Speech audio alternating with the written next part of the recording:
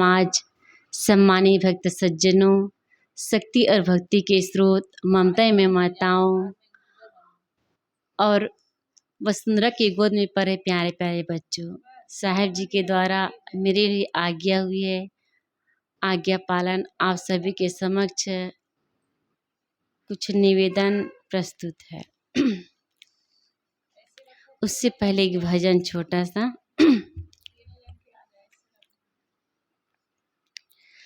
आदमी वो महान होता है, आदमी वो महान होता है, जिसको ना गुमान,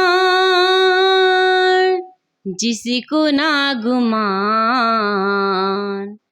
जिसको ना गुमान होता है। आदमी वो महान होता है, आदमी वो महान होता है। गाते मुस्कुराते जीवन को जी लो, गाते मुस्कुराते जीवन को जी लो, कुछ ऐसी मानो दुनिया से ले लो, कुछ ऐसी मानो दुनिया से ले लो। काहे परेशान, काहे परेशान, काहे परेशान होता है। आदमी वो महान होता है, आदमी वो महान होता है, जिसको ना गुमान, जिसको ना गुमान, जिसको ना गुमान होता है। आदमी वो महान होता है, आदमी वो महान होता है। मानो की योनि बड़ी दुर्लभ है, मानो की योनि बड़ी दुर्लभ है, और इस योनि बड़ा ही सुलभ है, और इस योनि बड़ा ही सुलभ है। मानव का सम्मान, मानव का सम्मान, मानव का सम्मान होता है। आदमी वो महान होता है, आदमी वो महान होता है, जिसको ना गुमान, जिसको ना गुमान, जिसको ना गुमान होता है। आदमी वो महान होता है, आदमी वो महान होता है। प्रकाश तेरी साथी बनेंगे, प्रकाश तेरी साथी बनेंगे, गुरुवर तेरी दुखड़ा हरेंगे, गुरुवर तेरी दुखड़ा हरेंगे। वहाँ भी बयान, वहाँ भी बयान, वहाँ भी बयान होता है। आदमी वो वो महान होता है, आदमी वो महान होता है, जिसको ना गुमान, जिसको ना गुमान, जिसको ना गुमान होता है, आदमी वो महान होता है, आदमी वो महान होता है।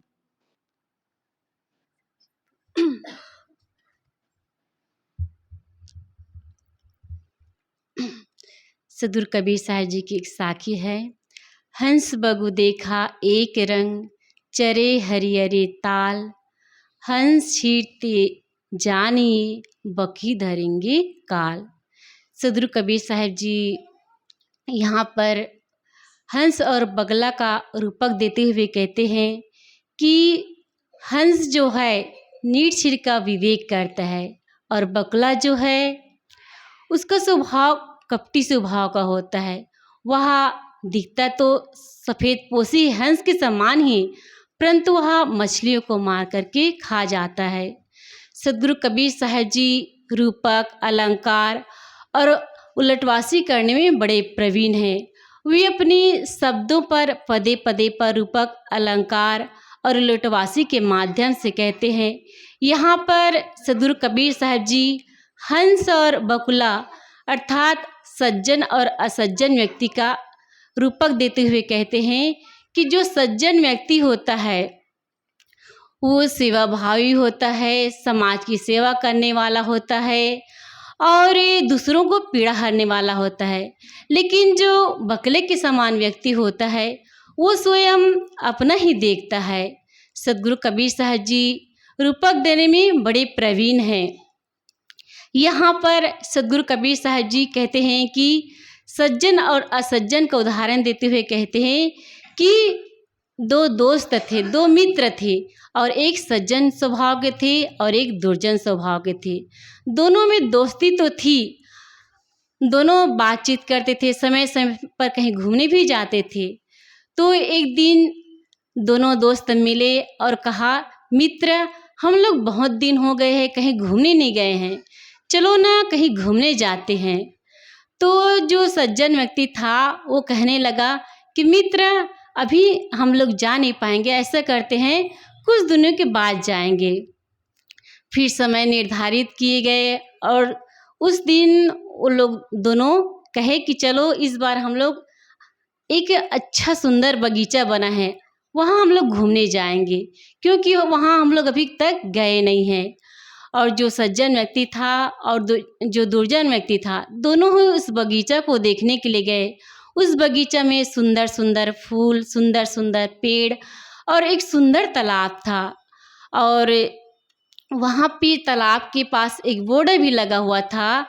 उस बोर्ड में लिखा था कि जो व्यक्ति इस तालाब में गिर जाएगा, यदि उस तालाब में गिरे व्यक्ति को कोई जिंदा निकालेगा तो उसे 5,000 का इनाम दिया जाएगा, और यदि कोई व्यक्ति गिर जाए और उसमें डूब करके मर जाए और यदि उसे कोई निकाल दे तो उसे 10,000 का इनाम दिया जाएगा।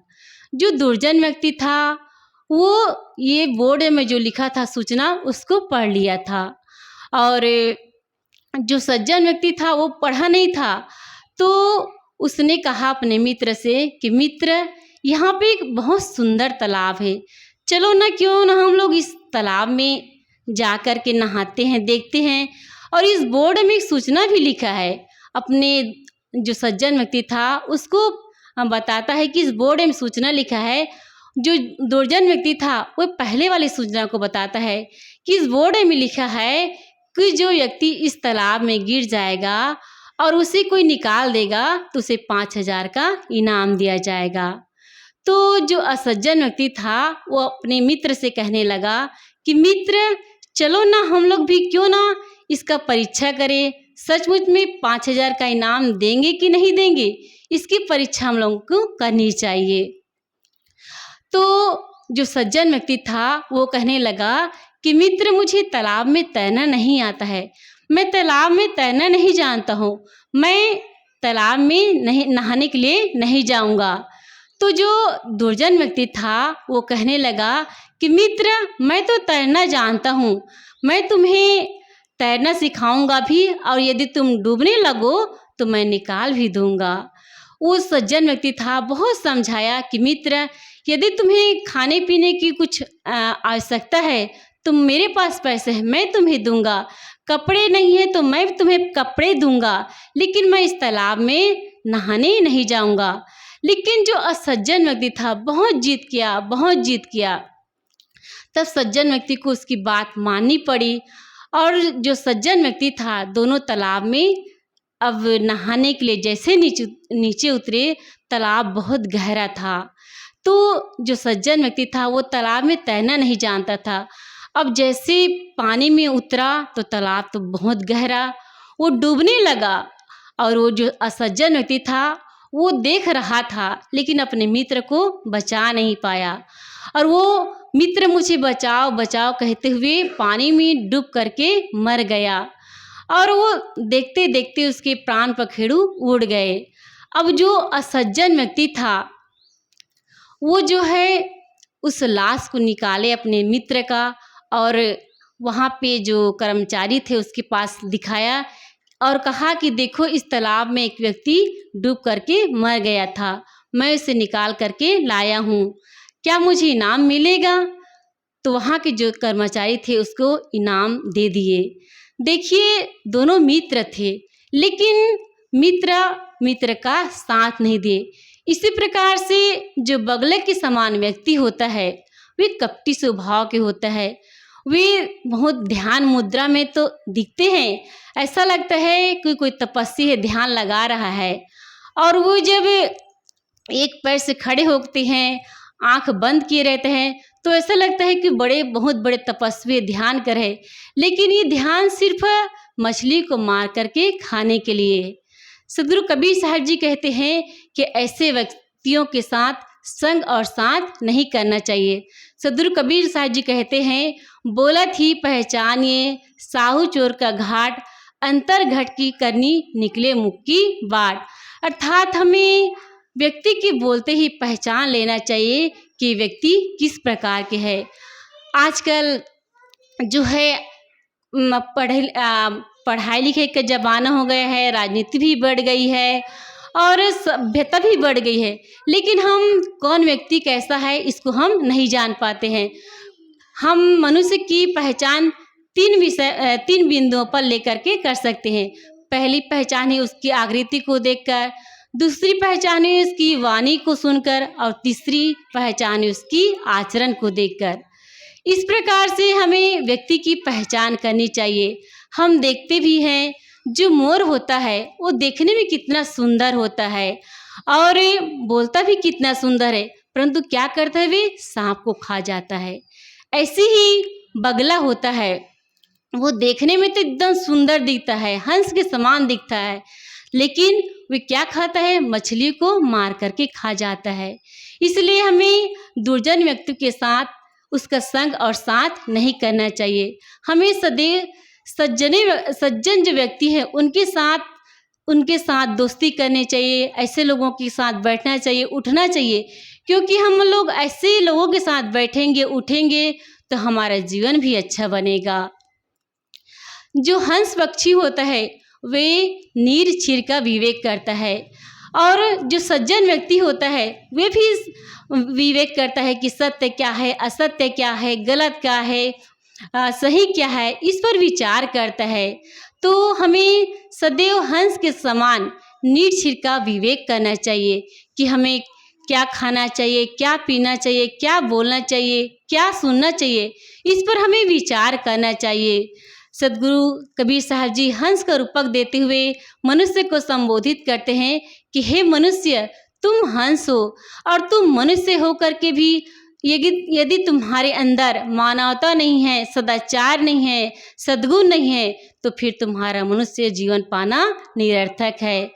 सदगुरु कबीर साहब जी कहते हैं कि हमें सदैव सत्पुरुषों की संगति करना चाहिए, सदैव सज्जन व्यक्तियों के साथ बैठना चाहिए, उठना चाहिए, तब हमारा जीवन जो है अच्छा बनेगा। हम देखते भी हैं जो कौवा होता है वो काक का करता है, उसको कोई पसंद नहीं करते हैं, और लेकिन हंस पक्षी है उसको सब पसंद करते हैं। कहा जाता है कि हंस जो है उसको सब पूछते हैं, मानते हैं। तो एक दिन जो कौवा था वो चर्चा सुन रहे थे कि यहाँ पे हंस पक्षी आता है और उसकी लोग पूजा करते हैं। तो जो कौवा पक्षी था उनको ईर्ष्या होने लगी कि मैं भी क्यों ना इनसे दोस्ती कर लूँ, और वही हंस के साथ दोस्ती कर लिए।